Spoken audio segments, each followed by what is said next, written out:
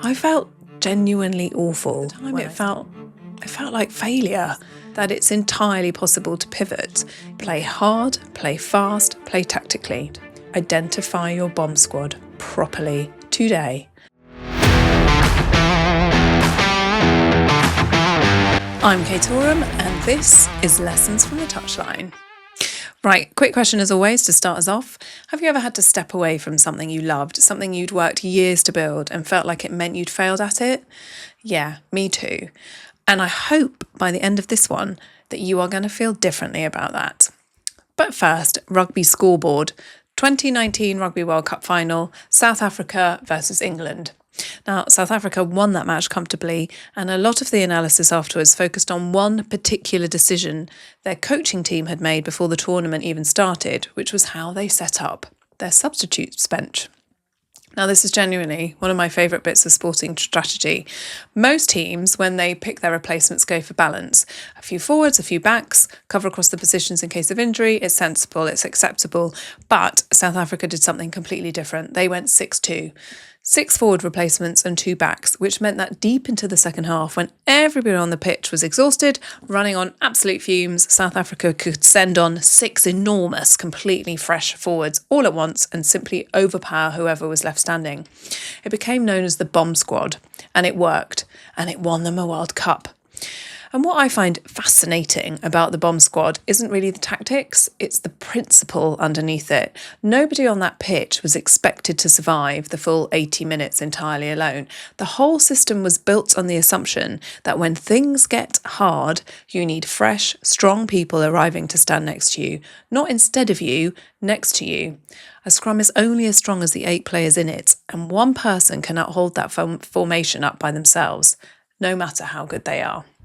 And I think about that a lot when I think about the years I was in professional sport, because that's exactly what got me through all of the strangest and most disorientating pivots of my career.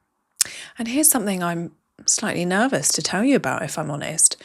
But I stepped away from professional sport for a time. I went to help my husband with his 140-year-old family business. It's beautiful. It's a beautiful furniture store. But it was during COVID and everything was shut down. And I, of course, did what I should do and was the absolute right thing to do by helping him out and going and working with him. But at the time it felt like failure. Of course, I wanted to help, but it felt like I'd lost my identity, like I'd somehow let go of a career I'd spent years building. And I wasn't sure I was ready to give it up yet. But here's the thing about me, and maybe you're the same. I've always thought that I could bring a fresh viewpoint in the same way I felt I could when I first turned up at Bath Rugby with very little rugby experience.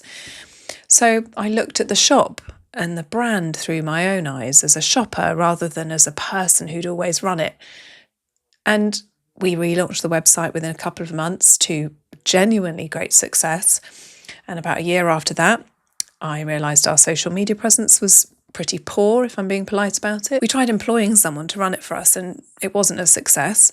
To be fair to her, she told me I should get in front of the camera more myself, and I remember thinking that feels a bit disingenuous, doesn't it? Because I wasn't working the shop floor, I didn't know the products properly, I'd be play acting.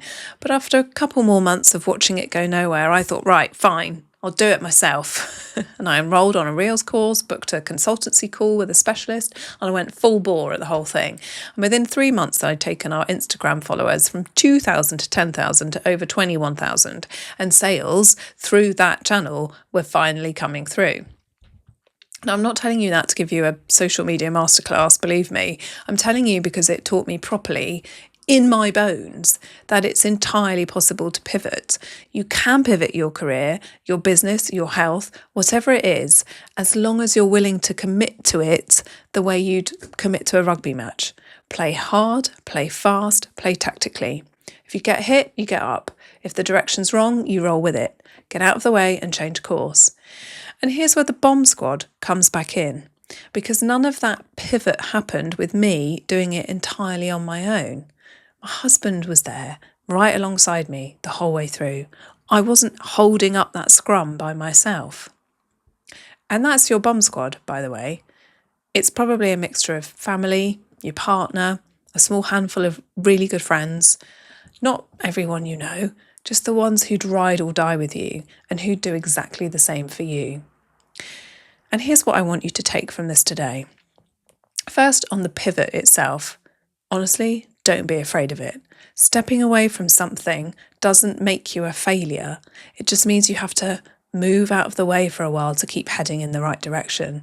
I felt genuinely awful when I stepped away from sport to help with my husband's business, but I found my way back in, and now I do both. And second, identify your bomb squad properly today, not in the middle of the next crisis when you haven't got time to work it out. Write down who's actually in it, not your whole contacts lists, but the real ride or die friends, the people who'd come on fresh when you're running on fumes and stand next to you rather than just watch from the stands. Then look after them the way you'd want to be looked after. Because, as I said, a scrum is only as strong as the people in it. And nobody, not South Africa, not me, not you, survives the 80 minutes alone. That's it for this episode of Lessons from the Touchline. I'm Kate Oram. Find me on Spotify and come and say hello over on Substack. I'll see you next week.